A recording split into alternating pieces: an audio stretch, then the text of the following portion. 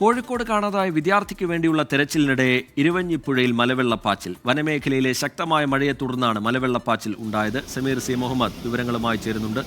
സമീർ, ഈ തെരച്ചിലിന് വെല്ലുവിളിയാവുന്ന തരത്തിലാണ് ഇപ്പോഴുള്ള സാഹചര്യം. കാലാവസ്ഥ എന്താണ്? തെരച്ചിലിനി എങ്ങനെ മുന്നോട്ട് കൊണ്ടുപോകാനാണ് ആലോചിക്കുന്നത് സമീർ?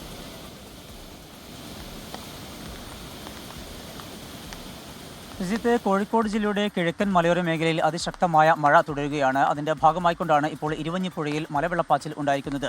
പതങ്കയത്ത് ഞായറാഴ്ച ഉച്ചയോടുകൂടിയാണ് വിദ്യാർത്ഥിയെ കാണാതായത്. 16 വയസ്സുകാരനായിട്ടുള്ള മലപ്പുറം മഞ്ചേരി സ്വദേശി അലൻ അഷ്റഫിനെയാണ് കാണാതായത്. ഈ വിദ്യാർത്ഥിക്ക് വേണ്ടിയുള്ള തിരച്ചിൽ പുരോഗമിക്കുന്നതിനിടെയാണ് ഇപ്പോൾ വലിയ രീതിയിലുള്ള ഈ മലവെള്ളപ്പാച്ചിൽ ഉണ്ടായിരിക്കുന്നത്. ഈ ഒരു സാഹചര്യത്തിൽ താൽക്കാലികമായി അവിടെ നിന്ന് ഉദ്യോഗസ്ഥർ കയറി നിൽക്കുകയാണ്.